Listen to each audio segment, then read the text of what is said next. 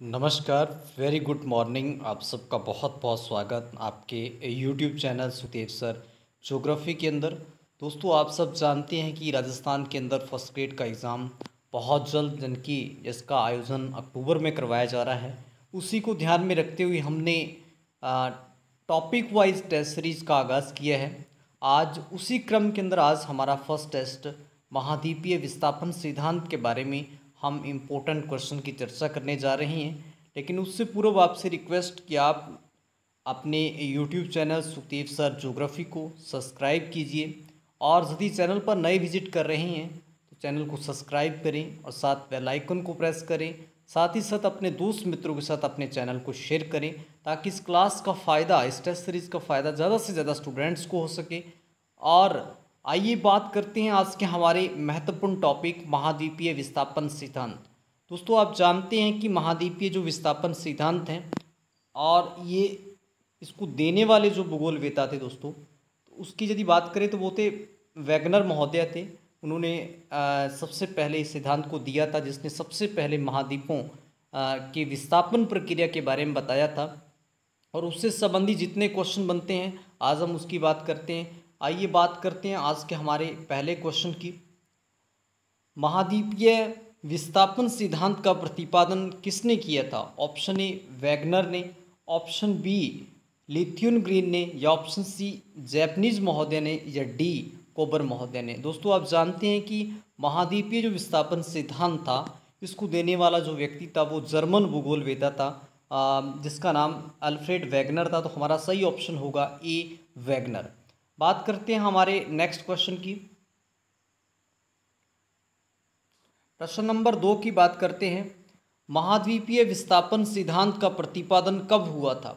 बहुत ही इंपॉर्टेंट प्रश्न कि जो हमने ये जो जाना कि जो महाद्वीप विस्थापन सिद्धांत अल्फ्रेड वैगनर ने दिया था, लेकिन ये सिद्धांत उन्होंने किस वर्ष प्रतिपादित किया था? ऑप्शन ए 1900, ऑप्शन ए की बात करें तो ऑप्शन 1912, ऑप्शन बी की बात करें 1922, ऑप्शन सी 1906, ऑप्शन डी 1916। तो दोस्तों, हमारा सही ऑप्शन होगा यदि बात करें तो 1912 के अंदर हमारा ये क्वेश्चन, ये जो सिद्धांत था प्रतिपादित किया गया था। तो ये ऑप्शन हमारा करेक्ट होगा 1912। बात करते हैं नेक्स्ट क्वेश्चन की, प्रश्न नंबर 3 की। वैगनर के महाद्वीपीय विस्थापन सिद्धांत के अनुसार भूमध्य रेखा की ओर प्रवाह के लिए कौन सा बल प्रभावी रहा? दोस्तों, आप जानते हैं कि वैगनर ने अपने जो महाद्वीपीय विस्थापन सिद्धांत के अंदर जो महाद्वीपों के विस्थापन का जो प्रवाह है वो दो तरफ बताया, एक भूमध्य रेखा की तरफ, एक पश्चिम की तरफ बताया है। तो हमें बताना है कि जो भूमध्य रेखा की तरफ वैगनर ने बताया कि जो महाद्वीपों का विस्थापन हुआ वो किस बल के कारण हुआ। ऑप्शन ए उत्प्लावन बल, ऑप्शन बी गुरुत्वाकर्षण बल, सी अपकेंद्रीय बल, या डी उत्प्लावन बल या गुरुत्वाकर्षण बल। तो दोस्तों, इसमें से सही ऑप्शन होगा डी उत्प्लावन बल और गुरुत्वाकर्षण बल। तो इसमें हमारा जो सही ऑप्शन है वो है उत्प्लावन बल और गुरुत्वाकर्षण बल। इन दोनों बलों के कारण ही वैगनर के अनुसार जो महाद्वीपों का विस्थापन है वो भूमध्य रेखा की ओर हुआ है। बात करते हैं हम नेक्स्ट क्वेश्चन, प्रश्न नंबर 4 की। वैगनर के महाद्वीपीय विस्थापन सिद्धांत के अनुसार पश्चिम दिशा की ओर प्रवाह के लिए कौन सा बल प्रभावी रहा? दोस्तों, हमें बताना है कि जो पश्चिम दिशा की ओर जो प्रवाह हुआ था उसके लिए कौन सा बल प्रमुख रूप से कार्य कर रहा? ऑप्शन ए उत्प्लावन बल, ऑप्शन बी गुरुत्वाकर्षण बल, सी चंद्रमा का ज्वारीय बल, या डी कोई नहीं। तो दोस्तों, हमने जैसे पिछले क्वेश्चन में जाना कि जो वैगनर के अनुसार भूमध्य रेखा की ओर जो बल था वो तो उत्प्लावन और गुरुत्वाकर्षण बल था, लेकिन यहाँ क्वेश्चन पूछा गया कि पश्चिम दिशा की ओर प्रवाह के लिए तो प्रभावी बल कौन सा रहा? तो वैगनर के अनुसार यदि हम बात करें दोस्तों, सूर्य व जो चंद्रमा, सूर्य व चंद्रमा का जो ज्वारीय बल है जिसको हम आकर्षण शक्ति कहते हैं, उस आकर्षण शक्ति के कारण महाद्वीपों का जो विस्तार था, वो विस्थापन था, वो पश्चिम दिशा की ओर हुआ। तो सही ऑप्शन होगा सी सूर्य व चंद्रमा का ज्वारीय बल। बात करते हैं नेक्स्ट क्वेश्चन 5 नंबर की। बहुत ही इंपॉर्टेंट क्वेश्चन, ये नेट के अंदर पूछा गया क्वेश्चन है और कई बार ये पूछा जा चुका है। निम्नलिखित में से कौन से कथन महाद्वीपीय प्रवाह सिद्धांत के बारे में सत्य है? सही उत्तर का चयन हेतु अधोलिखित कूट का प्रयोग करें। हमें कुछ 4 ऑप्शन दिए गए हैं, 4 कथन दिए गए। मैं बताना कि इनमें से कौन से कथन सही हैं। ऑप्शन ए ऑप्शन ए की बात करें दोस्तों, महाद्वीप व महासागर के द्रोणियों के दायित्व में विश्वास करता है। यह महाद्वीप और महासागर द्रोणियों के दायित्व में विश्वास करता है।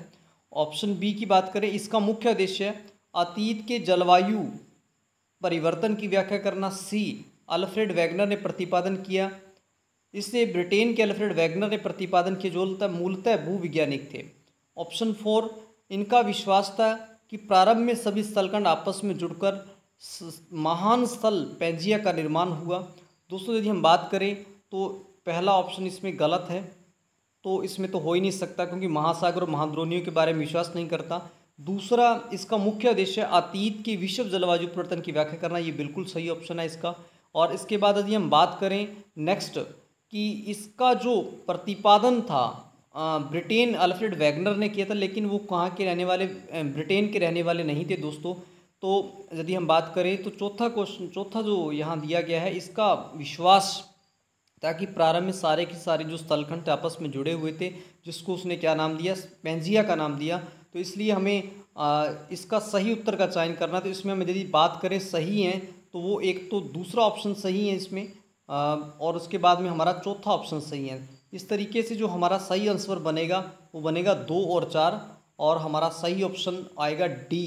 यदि इसकी बात करें 2 और 4। बात करते हैं हम नेक्स्ट,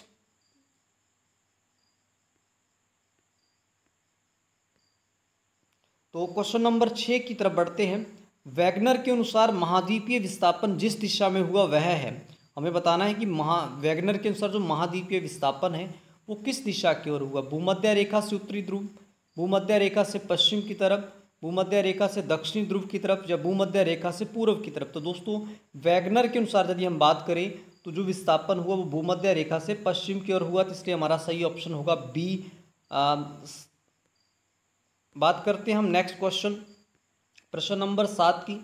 विश्व के एकमात्र भूखंड जिसे पैंजिया के नाम से जाना जाता है का अस्तित्व जिस काल में हुआ वह है। हमें बताना है कि जो संपूर्ण विश्व के अंदर जिस भूखंड को पैंजिया के नाम से जाना जाता है उसका अस्तित्व किस काल में हुआ था। Option A Cretaceous, option B Permian, option C Triassic, या डी यूरेसिक। दोस्तों बात करें तो इस पैंजिया का जो निर्माण हुआ था वो दोस्तों ट्रियासिक युग के अंदर हुआ था। सी ऑप्शन हमारा यहाँ पे सही होगा, तो सी, तो सही ऑप्शन है सी। बढ़ते हैं अगले क्वेश्चन की तरफ। ऑप्शन नंबर 8, प्रश्न नंबर 8 की बात करते हैं कि मेसोजोइक सुपर कॉन्टिनेंट का नाम क्या था। जो मेसोजोइक सुपर कॉन्टिनेंट था जिसकी उत्पत्ति मेसोजोइक काल में जिसकी उत्पत्ति हुई, तो उस कॉन्टिनेंट का नाम हमें बताना है। तो दोस्तों यूरेशिया था, या फिर लरेशिया था, गोंडवाना लैंड था, या पेंजिया था। दोस्तों यूरेशिया तो हो ही नहीं सकता, लरेशिया ये भी इसी के पार्ट थे, लेकिन सही ऑप्शन है पेंजिया, जो कि मेसोजोइक सुपर कॉन्टिनेंट का नाम था जिसमें सारे महाद्वीप आपस में जुड़े हुए थे, उसका नाम पेंजिया था। तो डी ऑप्शन हमारा करेक्ट होगा। बात करते हैं प्रश्न नंबर 9 की।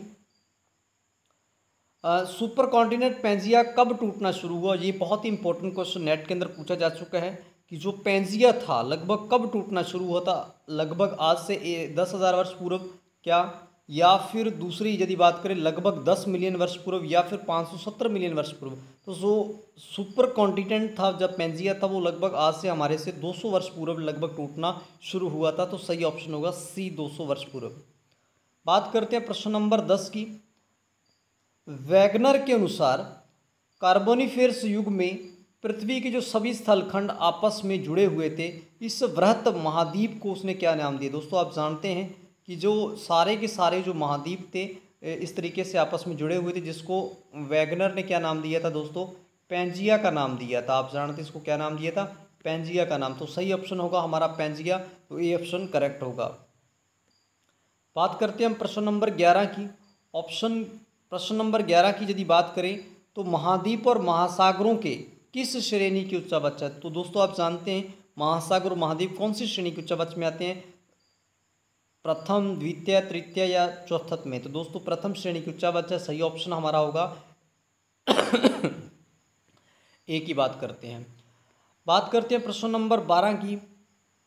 पैंजिया टूटने का प्रमुख कारण वैगनर ने क्या बताया। पैंजिया के जो टूटने का प्रमुख कारण हमें बताना है, कौन सा बताया। ऑप्शन ए गुरुत्वाकर्षण या ज्वारीय बल, ऑप्शन बी घूर्णन बल, या सी ए और बी दोनों, या डी कोई नहीं। तो दोस्तों पैंजिया के जो टूटने का प्रमुख कारण बताया था वो था गुरुत्वाकर्षण व ज्वारीय बल को माना, तो हमारा ये ऑप्शन करेक्ट होगा।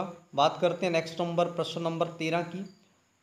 वैगनर के अनुसार दक्षिणी अमेरिका, अफ्रीका आदि किसके विभाजन के फलस्वरूप बने?